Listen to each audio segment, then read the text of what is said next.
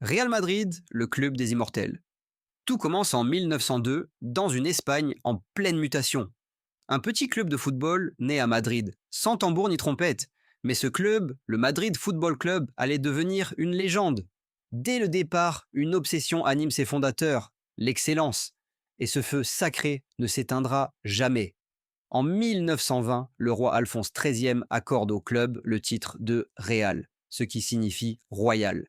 Ce n'est pas seulement un mot, c'est une prophétie. Le Real Madrid allait dominer le monde du football. Les années passent.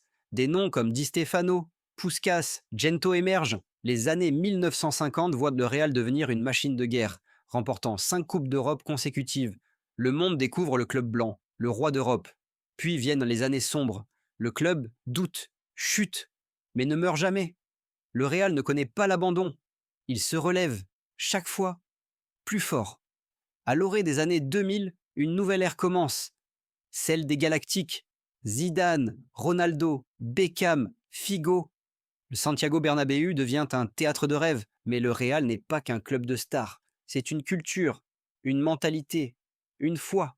On ne joue pas pour le Real, on porte le Real. En 2014, après 12 ans d'attente, le Real conquiert la Décima, sa 10e Ligue des Champions. Puis, sous la baguette de Zidane entraîneur, il réalise l'impossible. 3 Ligues des Champions consécutives, une dynastie. Des milliers de clubs existent dans le monde, mais un seul peut se targuer d'un palmarès aussi mythique.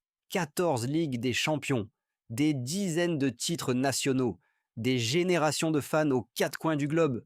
Le Real, ce n'est pas un club, c'est un empire, une religion, un héritage qui traverse le temps.